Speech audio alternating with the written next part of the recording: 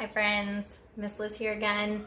Today I'm going to show you how to make some golden snitch cocoa bombs using our Butterbeer butterscotch cocoa mix. The recipe for that cocoa mix is posted in the classroom. If you have questions, let me know. It's pretty easy. I throw everything into a food processor that has really sturdy blades. If you don't have that option, you can crush those butterscotch candies by hand in a Ziploc bag, smash those up nice and fine. I find a food processor makes it a lot smoother of a texture. But to start with, to make our golden snitch shells, we're gonna take some white chocolate that I've melted here, some white almond bark, and then I'm gonna use some yellow gel food coloring. And I am just going to drop some of this yellow right down into this white to give it a nice golden color. And again, if it starts to set up as you've added that food coloring, you can always heat it back up again. So don't worry about that. Sometimes the shock to the temperature can cause it to set back up. But if you're using a gel, it shouldn't affect the texture of your chocolate, okay? But it's up to you how deep of a yellow you want to make. I like this nice golden color yellow here. And I'm just gonna stir, make sure all of that food coloring is mixed in. Okay, and then we're gonna do the same process that we've already done several times with making those shell bombs. I'm gonna take my mold here and I'm gonna use the back of my spoon. And I'm just gonna take that melted chocolate and I'm gonna paint it in using the back of my spoon. Spread it all nice and round. Make sure that there's no holes in the chocolate inside of those shells.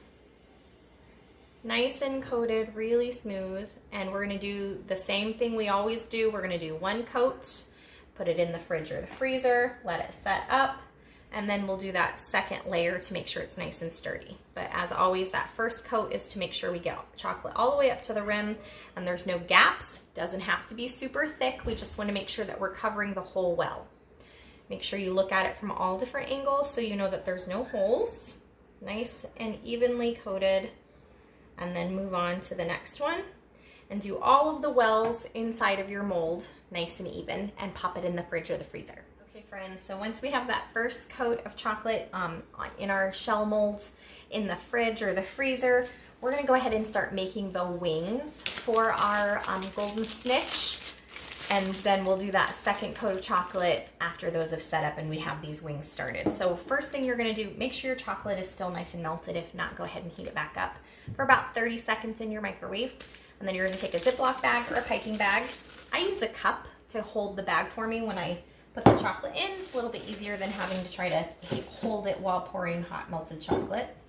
So I just have my glass here and my melted chocolate, and I'm gonna just kind of scoop this into the bag like that. And then I'm gonna make sure all that chocolate's down in the corner of the bag and I'm gonna kind of twist it off. Now, if this is really, really hot in your hand, let it cool a little bit, but not completely set up. If it sets up in here, you can peel it out, put it back in your bowl and melt it back down. Or if you heat your plate that you're gonna use for sealing, you can lay the bag on there and that will help soften the chocolate if it starts to harden. But I kind of twist it off a little. You can use a rubber band if you want. And then I usually seal up the Ziploc bag.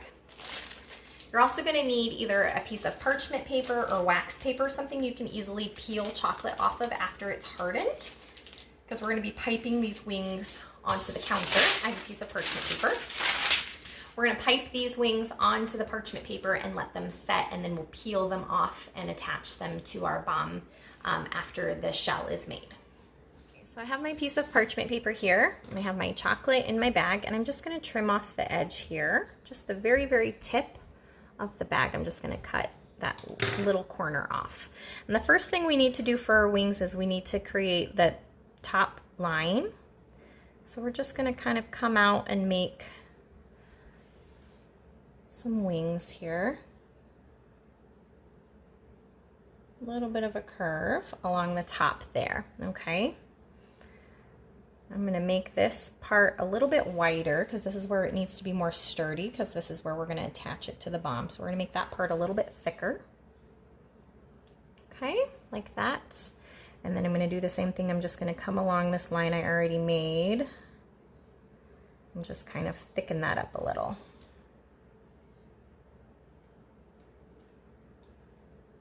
Just like that. Okay, now I'm just going to kind of pull this chocolate on the tip to make it a little bit more pointed. And the shape of your wings is totally up to you. You can make them as wide or as thin as you want. Also, depending on the size of your cocoa bomb is how big your wings would need to be in proportion. All right, so then I've just thickened my bases here where we're going to attach. Okay. Just like that. And then what I'm going to do is I'm going to make kind of that feathered look. So I'm just going to take my chocolate and I'm just going to kind of very lightly do some zigzags.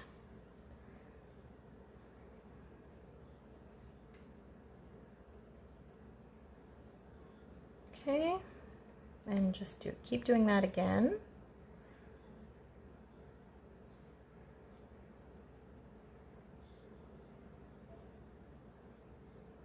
Give it a little bit of texture. Now we want to let that set for a minute before we do another layer, because we don't want it to all fuse together. We want to be able to see that little bit of texture.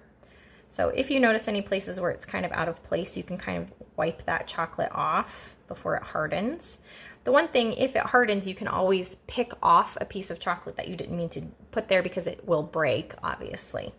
So I'm gonna let that set for a minute, and then I'm gonna add some more layers to it. So to add some more texture to these, I've let these set, and if it's taking a while to set up, if your chocolate's pretty warm, you can put it on like a sheet and pop them in your freezer like you do with your regular shells. But so once it's set up, then I'm just going to do that same thing again, where I'm going to do some zigzag, zigzag, zigzag, zigzags to give it a little bit of texture. And I'm just going to do this several times, layering it to give it a little bit more of that like feathered texture that we're looking for these wings. Okay, just like that. So we're going to do that a few times. And like I said, if it's taking a while for this chocolate to set up, you can stick it into the freezer to set up a little quicker. And so while our wings are finished setting up, I'm going to go ahead and show you how we're going to assemble these Snitch cocoa bombs here. So again, we're going to loosen the chocolate and peel the shell off like that. So we're just going to pop those out. Make sure that you are pulling the silicone from the chocolate, not pulling the chocolate out. We're kind of peeling it like an orange, okay? Just pop them out like that.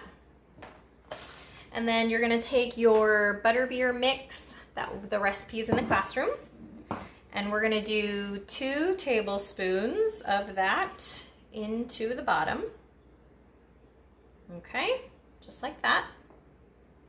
And then I also add butterscotch chips to this to give it a little bit more of a layered butterscotch flavor. So kind of like chocolate chips, but they're butterscotch flavored. I do in between 5 and 10, depending on how rich I want it to be. You can test it out and see what you think, how many you think you should put in each bomb. But I just set those right on top of that powdered mix inside the shell. Okay. And then we do the same sealing process that we've done for all of our other bombs. We take our nice warm pie plate or plate, turn it upside down, give it a few spins until the rim is nice and melted, and seal them together, okay? Don't forget your marshmallows or any other add-ins you're wanting to put in there as well. All right, friends, back again. So I have some sealed Butterbeer bombs here. And I pulled my wings back out of the freezer. I wanted to make sure they were good and set up. So you can kind of see, so here's the back, and there's the top, like that. So it's kind of up to you which side you think looks better as a wing. This has a little bit of texture, but not as much as this. So it's up to you which side you want to use as your outside or inside of the wing.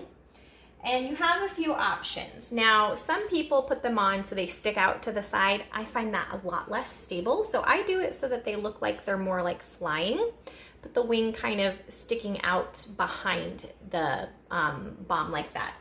That makes it a little easier to attach as well. So I'm gonna show you how to do that from the other angle. What we're gonna do, I have some of my melted yellow chocolate here, and this is gonna act as our glue for attaching these wings. So what I'm gonna do is I'm gonna do one side at a time. What I'm gonna do is I'm gonna flip the wing over, whatever is gonna be my inside, and I'm gonna put some of this melted chocolate right there on the end. Now make sure that that chocolate's not too hot, because we don't want to melt the bomb. So it's up to you if you want to put it on the seam or if you want to put it on the top or the bottom, totally up to you. I'm going to put it on the seam, and I'm just going to set the bomb on top of that bit of chocolate that I just added to it, okay? Just set it there, and we're gonna let it adhere. Now, if you want, you can stick it in the freezer to make sure that it sets up nice and sturdy before you flip it over and do the other side. So this side is nice and attached, nice and sturdy. So then what I'm gonna do is I'm gonna take the other wing and do the same thing. Make sure I have it pointed in the right direction though for putting it on top. I'm gonna set that to the side. Put my little bit of white chocolate right there. And then make sure I get my wings lined up with each other as I set that on that melted chocolate. Okay, just like that. And we're gonna let that set up until it's nice and sturdy on there. Again, you can pop it into the freezer if you want, so it sets up a little quicker. All right, so once our wings have attached, be really gentle when we pick it up here. We've got cute little wings on both sides like this. Now you can leave it just like this if you want. The other thing you can do, be very gentle when we set it back down, just like that.